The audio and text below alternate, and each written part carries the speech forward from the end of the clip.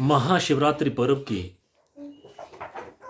सभी को मंगल कामनाएं। फाल्गुन मास की कृष्ण चतुर्दशी को भगवान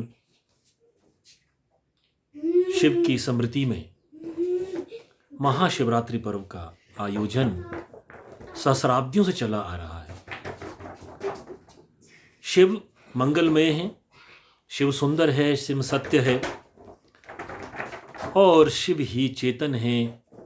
सृष्टि का आरंभ शिव है और सृष्टि का अंत भी शिव है। एक पौराणिक मान्यता है कि इस शिवरात्रि महापर्व के दिन ही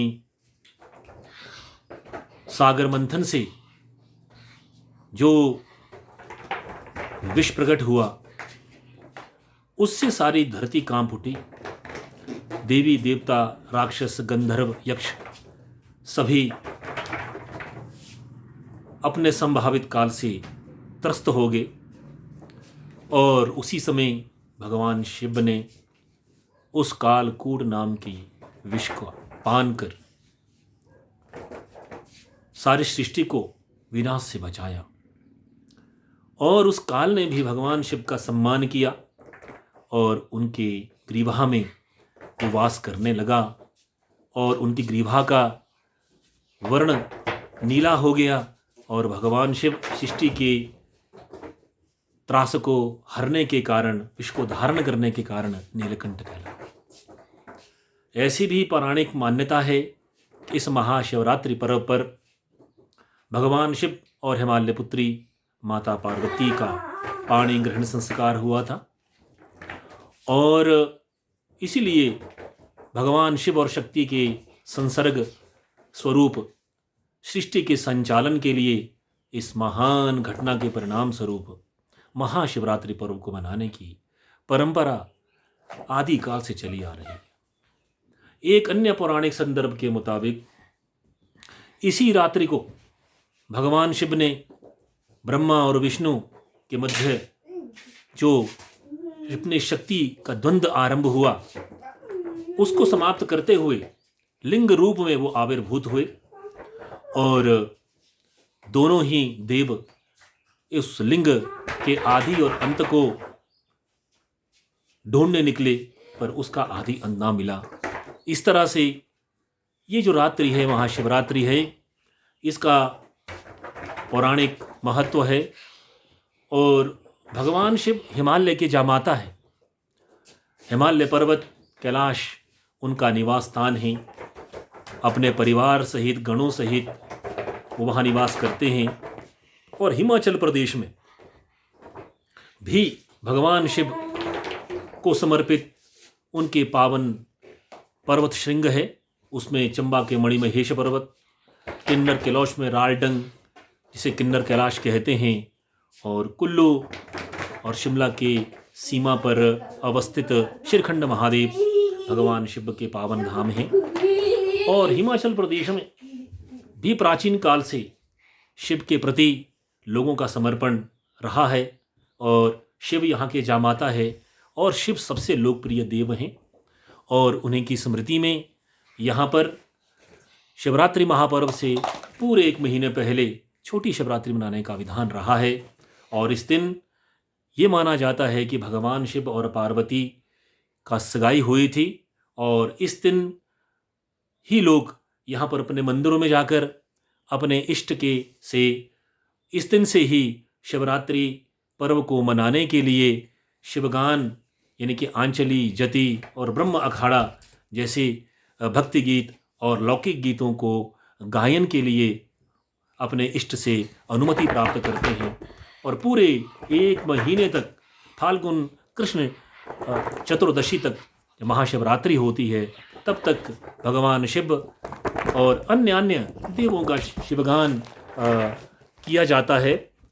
और ये परंपरा धीरे धीरे हिमाचल में विलुप्त होती जा रही है।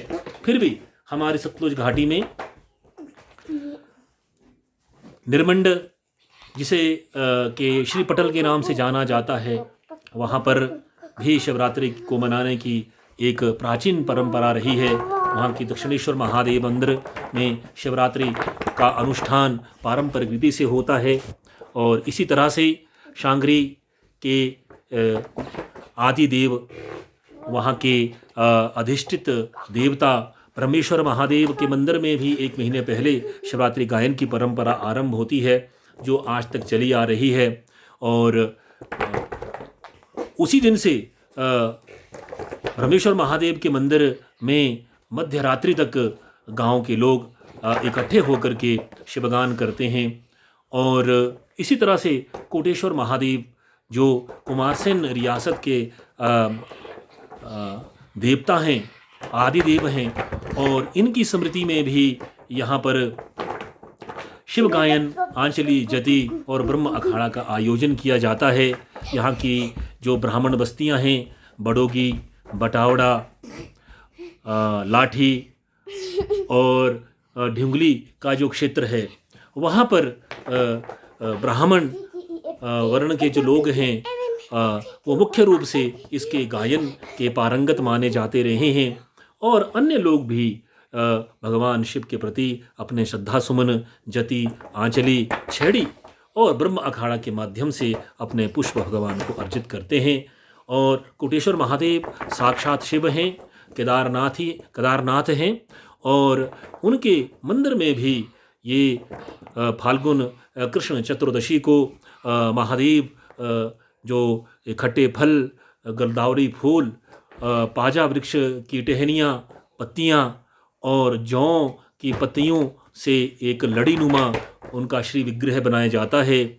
और घर घर में भी मंडल सराए जाते हैं। और मंदिरों में भी ये उनका जो चदो नाम का जो खट्टे फलों का जो श्री विग्रह होता है, उसको प्रतिष्ठित किया जाता है। और पूजनी के दिन सारे रात्रि भर भगवान शिव के समक्ष, पूरे परिवार के समक्ष अखंड ज्योति जला करके, प्रज्वलित करके रात्रि भर भगवान शिव की अर्चना की जाती है। इस बदलते हुए परिवेश में आज शिवरात्रि का जो स्वरूप आज 20वीं शताब्दी के 60, 70 और 80 के दशक में था कि 1 महीने तक शिवांचली, आंचड़ियाँ, जति का गायन होता था, परंतु आज ये जो प्राचीन परंपरा है वो धीरे धीरे विलुप्त होती जा रही है। और आवश्यकता इस बात की है कि ये जो क्षेत्र है, ये देवमय क्षेत्र है, शिवमय क्षेत्र है, शिव की पावन भूमि है। घर गांव में, पर्वतों पर वहाँ शिव निवास करते हैं और शिव हिमालय के जामाता है। और यहाँ की देव परंपरा में शिव देव शिरोमणि हैं। उनके प्रति जो शिवरात्रि का महापर्व है वो सबसे बड़ा पर्व माना जाता है। और इस पर्व की पारंपरिकता को कायम रखने के लिए आवश्यकता इस बात की है कि हम पुनः इस शिवरात्रि के पर्व की जो पारंपरिक आनुष्ठानिक जो इसकी परंपरा रही है उसको प्रतिष्ठित करें। और शिवरात्रि की आप सभी को मंगल कामनाएं। जय भोलेनाथ, जय शिव शंकर, जय कोटेश्वर महादेव, जय ब्रह्मेश्वर महादेव। सभी देवी देवताओं को मेरा नमन कि आपके घर में देवी देवताओं की ये कृपा रहे। हमारी देव संस्कृति जो कि यहाँ की पुरातन संस्कृति है, हमारी धरोहर है, और जिसमें सौहार्द, सदाशयता और सहभागिता, ये तीनों तत्व उसमें समाहित रहते हैं। ये तभी पुनः इसकी प्रतिष्ठा हो सकती है अगर हम इस देव संस्कृति और देव परंपराओं और अपनी लोक संस्कृति के सामंजस्य से पुनः एक ऐसे समाज का निर्माण करें जिसमें सभी मिलजुल कर रहें, एक दूसरे के प्रति हमारा संवाद बना रहे, एक दूसरे के प्रति हमारा प्रेम भाव जो वो जागृत रहे। धन्यवाद।